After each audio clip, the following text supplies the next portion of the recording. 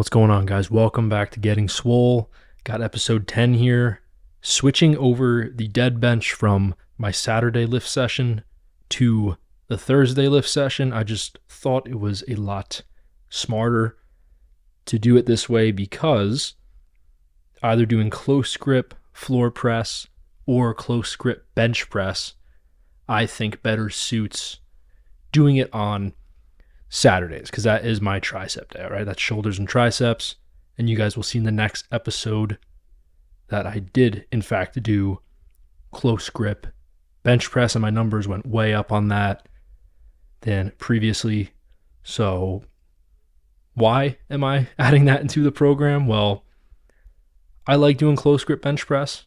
And I remember way back then when I was doing it for triceps, and I did see some results doing it. And that was before I was even, I would say, challenging myself on them. So gonna add those back in, and I do think they will strengthen my triceps as well. You know, it's just a strong tricep push movement, and a lot of people recommend it too. You know, a lot of people find success using it. So I'm gonna see if I can find success as well doing it. And that will be on Saturdays. So I'll probably switch on and off from floor press, might be like a back day thing. I gotta see, because don't really want to be benching like 4 days a week or doing bench accessory work 4 days a week. I just feel like that's a little too much, but we'll see. We will definitely see, because I do want to try to get my triceps a little bigger. I think that's how I'm going to get to 18-inch arms eventually, by way of the triceps. But dead bench here, set 1, 265 for 5. Of course, I got the 20 to 30 second break between every single rep, which is what's recommended. Set 2, jumped up to 275. I was like, you know what? Let's just try it out. And I was shooting for 3, and I ended up doing 4. So I think that's a good sign, you know. Originally, I was very weak off the chest and bench, and if I strengthen that, I just feel like I'll be much more closer to a complete bench presser. And just kind of taking apart the bench press as a whole, finding out what movements I'm weak on. And if you ever find yourself in a plateau, and this is not just for bench press, this can be for deadlift, squats, or whatever. There's tons of accessory movements, I should say, that you can do in order to find your weak spot, you know, where you're getting stuck. A sticking point is what they call it. There's tons of stuff at your disposal now in the age of information. You know, even though I complain all the time about like all this bull crap I see online, we should be very grateful, I should say, for all the good information that is in fact out there. But after dead bench, went to one set with the slingshot. Just wanted to see if I could get 315 for 3 with clean form. If you guys remember last time I did this, I think it was a week ago last Saturday. I did 315 with the slingshot, 2 clean reps, and then the third one was terrible. This one I did, in fact, get 3 clean reps. And then after that, went into legs, all right? No calves today, all right? You guys can make fun of me in the comments, okay? But I just don't think standing calf raises are going to grow my calves. I used to do them so hard. I'd do heavy weight in one hand each, and I would go freaking crazy on them, balls to the wall, and they never grew.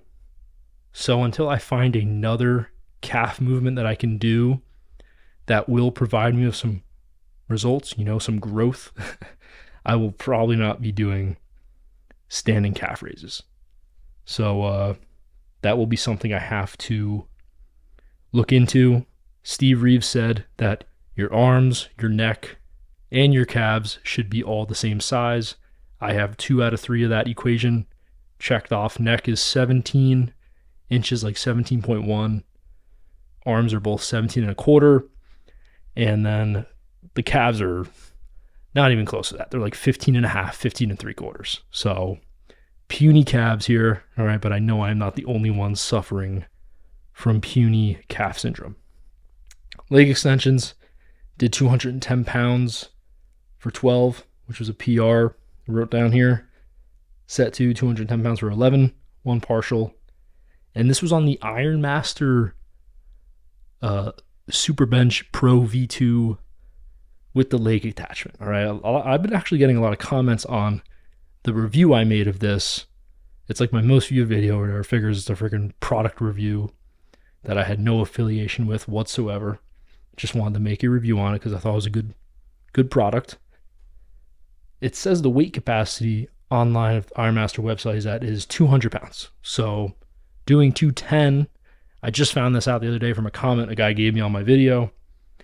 Hopefully I don't bust this thing up. All right, I know I'm only 10 pounds over the weight capacity, but it's easy doing 210. I do it for 12, right? It's easy. So to go up any more from there and to see if the leg attachment for the bench can survive that weight that I'm adding on, I'll have to find that out in the future. But after that, leg curls, set 1, 135 for 10. So that's up 10 pounds from last week. Failed 11 on it. Then set 2, 125 pounds for 10. Just getting the legs nice and warmed up, nice and juicy for squats. Now, if you guys remember on squats, all right, I know I'm saying all this and I'm like still freaking dead benching in the video, but that's because I'm going to be talking about a little topic I've been thinking about for the past few days.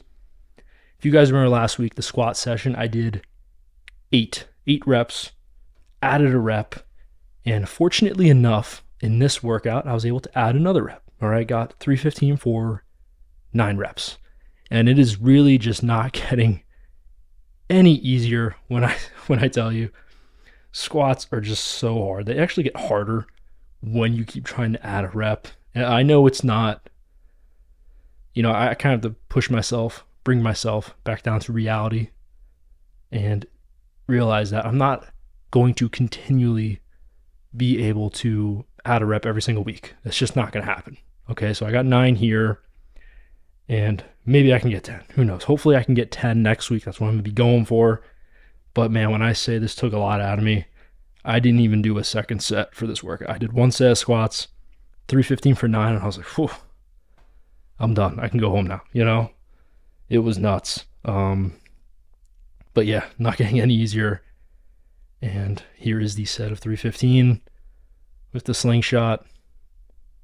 And yeah, onto the topic that I wanted to talk about. And it's a pretty interesting one.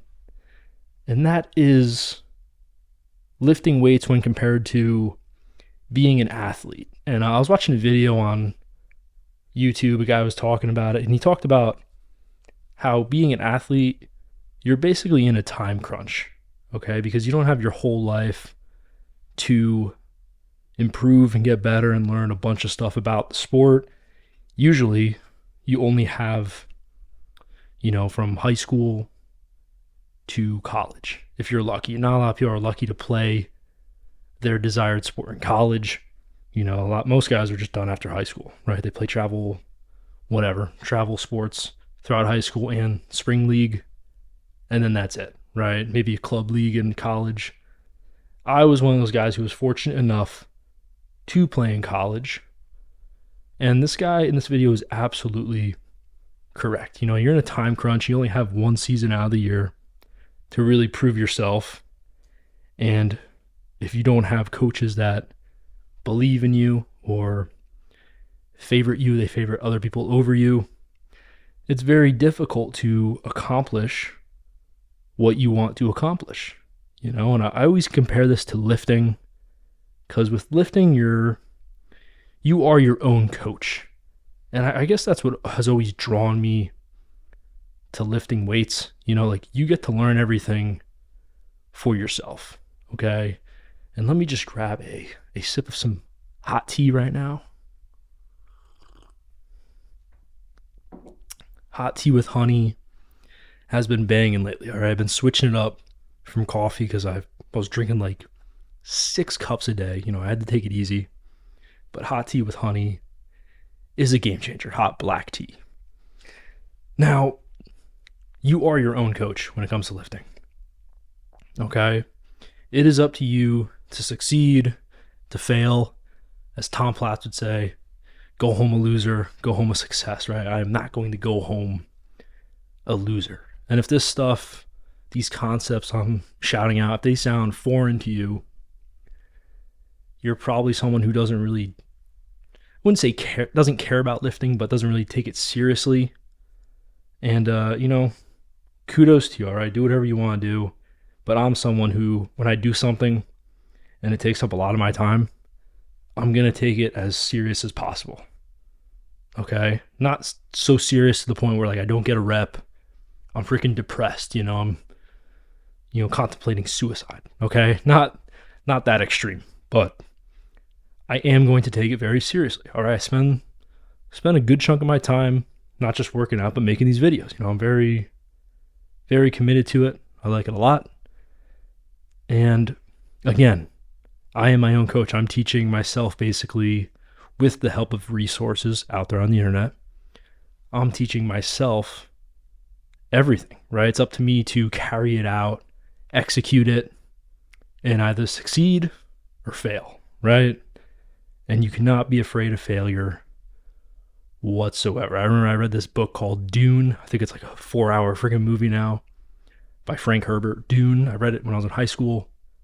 And the only thing I freaking remember from it was the quote. It was like, fear is the mind killer. All right. Can't be afraid to teach yourself new concepts. All right. New approaches to trying to grow, because you're going to have to. All right. Not everything's going to work for you individually. You have to teach yourself new things, and most importantly, be willing to teach yourself those things. Be open to them. But yeah, guys, that is the video, and I will catch you in the next one. Thank you so much for watching. Really appreciate you guys.